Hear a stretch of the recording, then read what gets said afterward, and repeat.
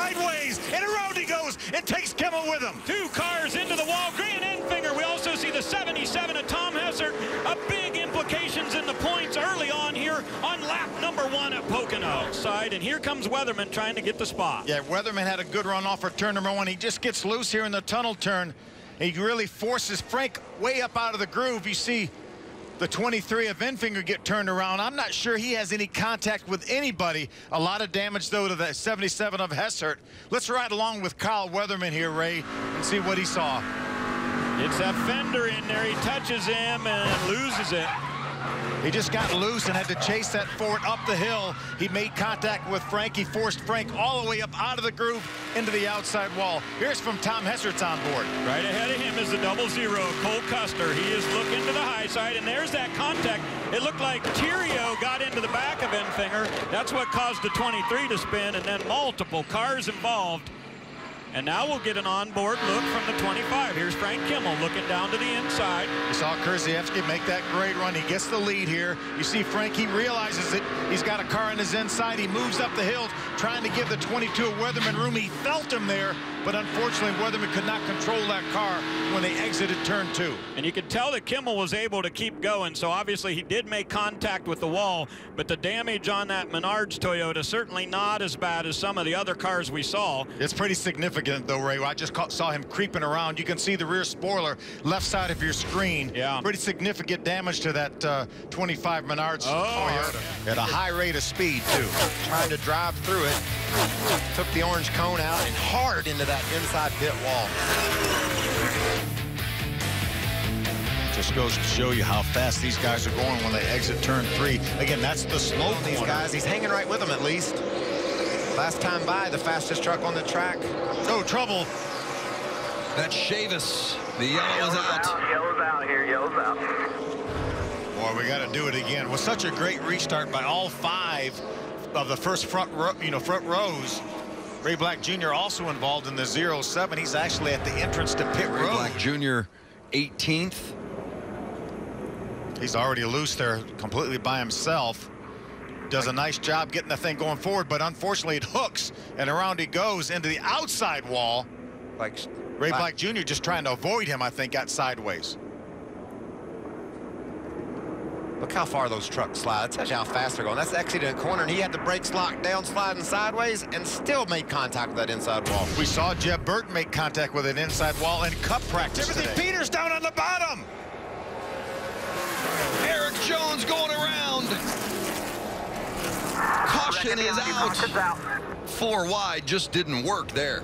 Like Austin Dillon and the 4 of Eric Jones got together over there in turn 1. What an amazing job by Timothy Peters. Gets turned around.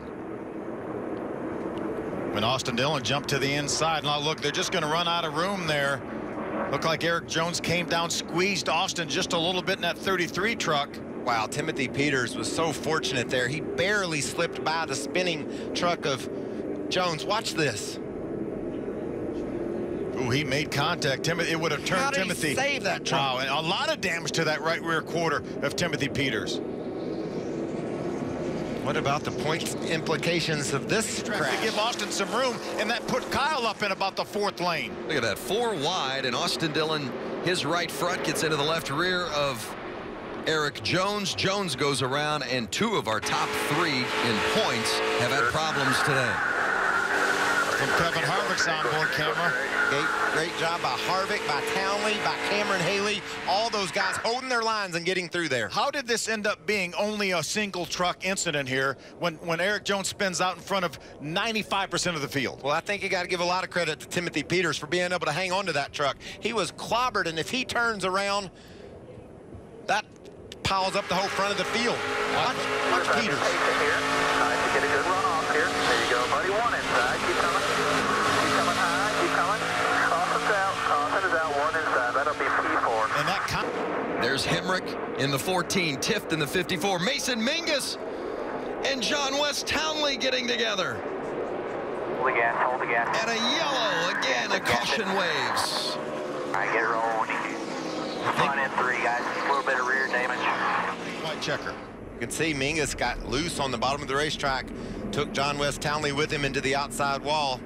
Looked like for a bit Townley had a chance to save it, but it made pretty significant contact with the outside. I think a little more room and he probably would have saved it because he didn't really get turned around that much, but just ran out of racetrack there. Well, it's a shame. Both John West Halley and Mason Mingus have had good weekend. Mason Mingus season best qualifying effort. John West, as you guys have noted, has had speed and was running well. Well, that started on this restart, Phil. John West had the inside second row starting position, and he just didn't go. And that put him 3 wide when they got down to turn 1. He didn't get any better over at the tunnel, and it resulted in a crash down to turn 3. See a little bit of damage to the 15 of Mason Mingus. He stays on the lead lap right now. You can see these cars get stacked up. This is a tough pit road to get on because you can see Regan Smith locking up the brakes there. Eric Jones tries to miss that. He locks up his brakes, but it spins him out. Not much contact there, so that's not going to be the issue. It's all the spots that he left. He actually got hit from behind there, as you can see, from Bubba Wallace. DJ, that's twice that Blaney has really hit those brakes hard just before coming on pit road like that. He was talking about that tack issue. Maybe he's struggling to see if he's at the right speed limit. Wanted that. No question about it, Ralph. One of them being Chris Buescher. The handling of his race car completely gone. This is just what the doctor ordered. A chance to come to pit lane. They made an air pressure adjustment on his race. Oh, hang on, Kenny Wallace. Kenny Wallace spins coming off at turn 2. Gathers it back up. Looked like Conley was involved as well. It looked like there might have been some contact to start that. Seeing Kenny Wallace around. Show you what happened to Kenny. Just looked like he got, I thought there was some contact as he entered the corner, but it looked more like that he just got loose getting down in the corner there. Looked like Bubba Wallace was right there. I don't know if there was any contact or not. Covered outside. Yeah, just a little. Certainly contact. Yep.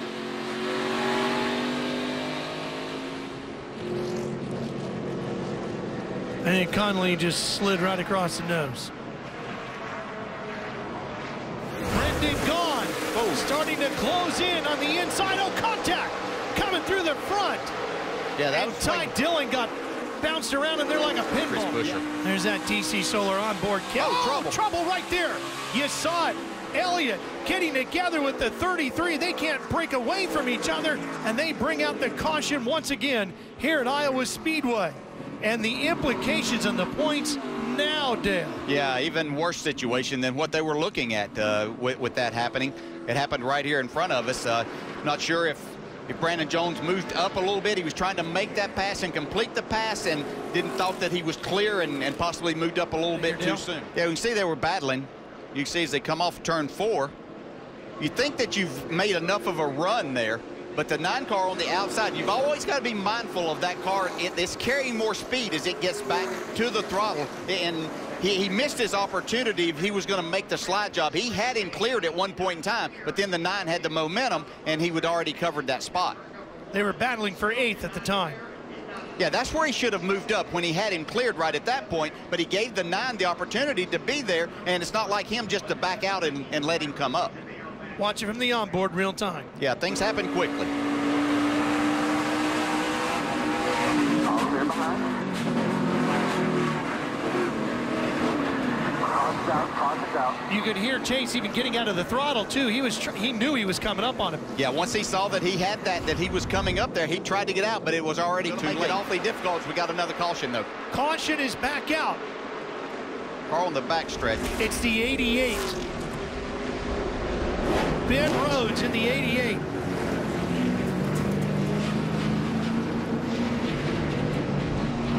Yeah, front end's knocked in big time. You got to tell after that restart that it wasn't going to be our last restart because of how hard they were racing, and they were side by side. And Elliott Sadler got into him. Yeah, you know, you get in that position, your car will push a little bit up off that corner as you're trying to. Elliott looked like he was trying to make it 3 wide, but his car just pushed up, and there was a little bit of contact.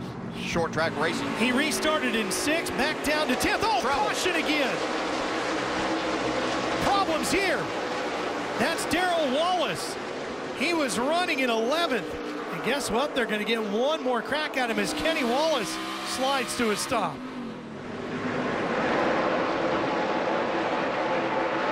You see Wallace get right into the 60. Yeah, they've had issues before too, haven't they? Yeah, that was in Dover, if you'll remember back to that race. So it was kind of reversed with that Chris Buescher was down on the inside. I'm sure that Darrell Wallace thought right there that he knew that he had a run to get to the bottom. Chris Buescher very fortunate to hang on to that race car. Didn't work out so well for Bubba Wallace here, though.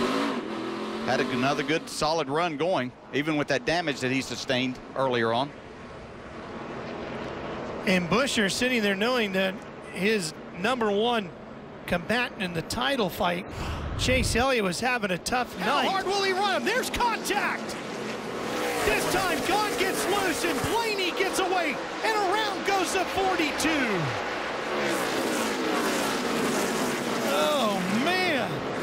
Cautions breed cautions. We knew it's going to happen. Short track racing. Brendan Gaughan did everything that he could to try to get in there. The car just got loose on him, which he kind of knew could happen. So he drove it down in, he tries to power up. He's pushing up into the 22, so he's having to turn the wheel a little bit more, stay in the gas, and the car back in just breaks loose. That kind of bottles things up here behind him then. Man, Ryan Blaney just will not be denied tonight. Look at how he had the wheel turned on the 22, DJ. Foot to the floor and just driving through. Yeah, he's just making them try to pass him there. And give Brendan Gaughan a lot of credit for trying and not wrecking him, not crashing. He did everything that he could there to try to make the win, but he didn't crash him. Unfortunately, Brendan Poole back there looked like maybe got tapped some in all of this happening. Looks like maybe Daniel Suarez and he had a little contact, but this is just everybody racing as hard as they possibly can. And then Poole went up into Buescher, and that's where that tire went down. We said with this racetrack widening out and having these multiple grooves that it was going to make these restarts wide. 2.5 mile track at Pocono tomorrow doesn't have anything on this at all as we watch them fan out on the restarts.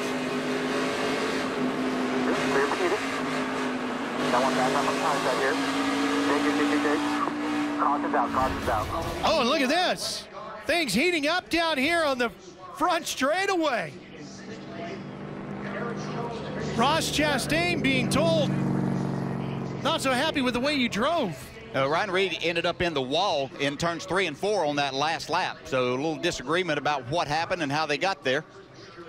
Here's Bubba Wallace talking things over with the 60. They've had their issues. Let's go to Jim with Regan Smith. Wow. Wallace certainly not happy at the end of this thing. Bubba, you went to your teammate's crew chief, Scott Graves, had some words. Describe the tough racing out there and what's going on down here on the pit lane. I think he said good job. That was it. I just grabbed him really quick. I screwed up so bad in this race. It was miserable. I let my guys down. I got into Eric there on the pit road, and that put us in a corner. So just hate it, man. I screwed up tonight. Just paying for it. My guys brought me a really fast 42 Boost Mustang, and we'll build off this and go to, Watkins Glen, I think? Yeah. Bubba Wallace comes home in the 11th position. Looks like they'll be talking about that in a morning meeting soon. Yeah, I'd like to be in there and listen to what's going on there, but great short track racing, and these are the kind of things that happen. Tremendous shot at the win. How about Ryan Reed, Alex? Yeah, Ryan Reed, one of the unhappy ones here back in the Xfinity Series garage. Able to manage a small smile, though. A little bit of a frustration after the race was over with Ross Chastain. From your driver's seat, what happened? Yeah, I guess it's kind of the pot calling and kettle black because I got into the 20 car early, so I'm sorry to him right off the bat. Did not mean to. I tried to cross him up and started coming down. I tried to get out of it, and I was just carrying too much speed in 3, so sorry to him. I know I definitely didn't want to be the guy to spin him on his last race, but beyond that, I mean, it was, the Ford just drove into us into 1.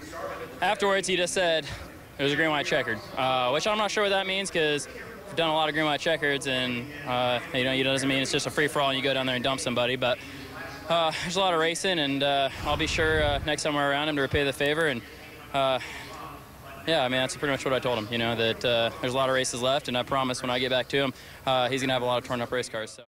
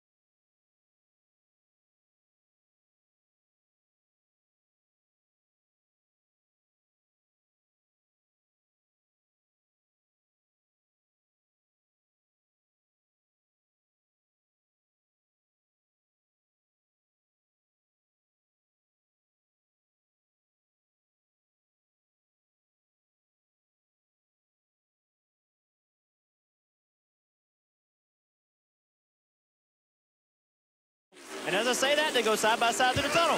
Kevin Harvick. Kevin Harvick's not going to give him the battles and takes the position. Unbelievable. Kevin Harvick on the outside took the top spot away. Now Austin Dillon in front of him. They're sliding. Well, oh, it looks like a blow up of the 4. Kevin Harvick looks like the engine blows up on that 4. Saw the smoke. Yellow's out. You can see it coming out of the right side pipes. Get her down, get her down. Got a good run getting by the 41 and drives into turn 3. You see it start to lay down. Before it even started to smoke, you could see the thing slow down a little bit. And where would he have shifted, Jeff? Would he wouldn't have shifted yet? Let's ride along with it. We'll find out. I'm going to tell you in just 1 second.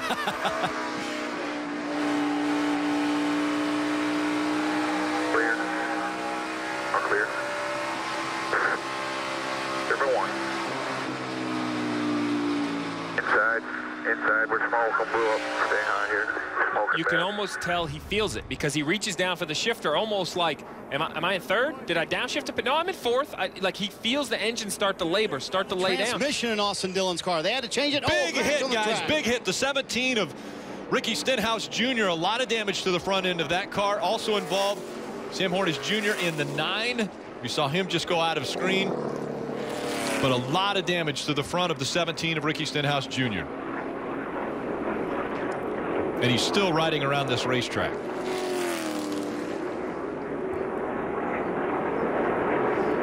Front of that car, we see major damage to the front of the car. Nose is not. Look how far back the nose is pushed. He's got the window down, and he's still driving. Obviously, he's still getting the car going in the right direction, but I'm sure someone has told him, just shut it down. Shut it down. They're going to come get you.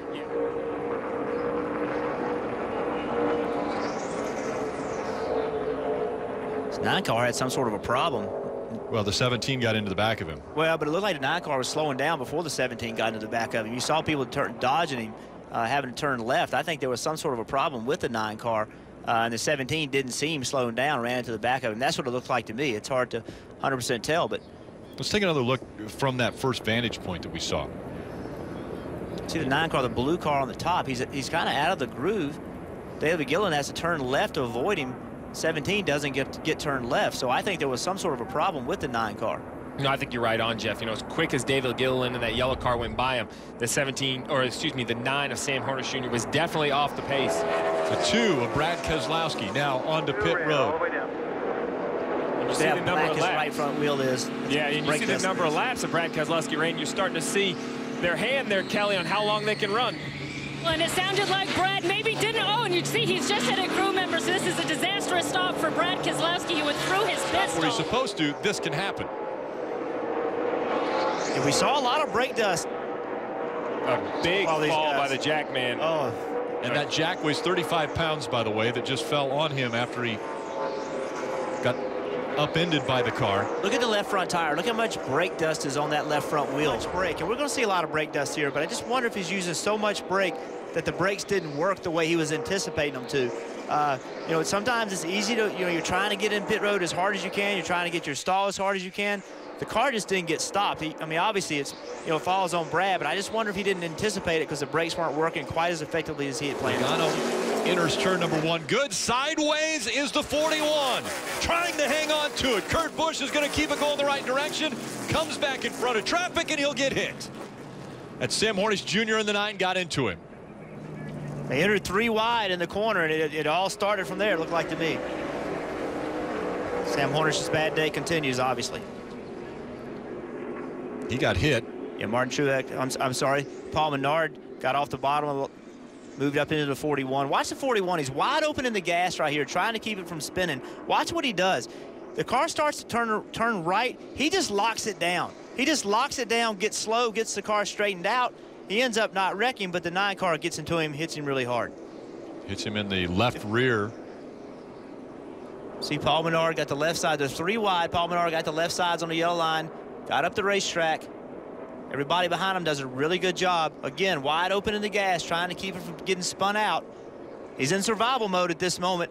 He feels like it's starting to turn right. He turns back left, just locks it down, gets stopped in front of the field. Sam Hornish knocks him. Yeah, nowhere to go for the 9, obviously, but at the same time, with a car spinning in front of you, you've got to slow down. And that's the battle, right? The battle is you're trying to gain positions because it looks like he's going to save it. Is he going to get it straight? They're all still in the gas.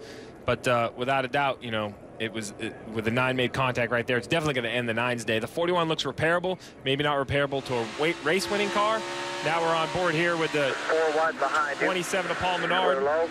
1 outside, outside. 3 wide, 3 wide. Check up, check up, check up, check up. Go high, go high, go high, go high. And caution in turn number 1.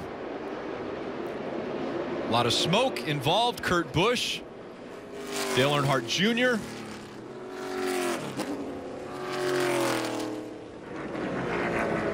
Saw smoke rolling out from behind the 88.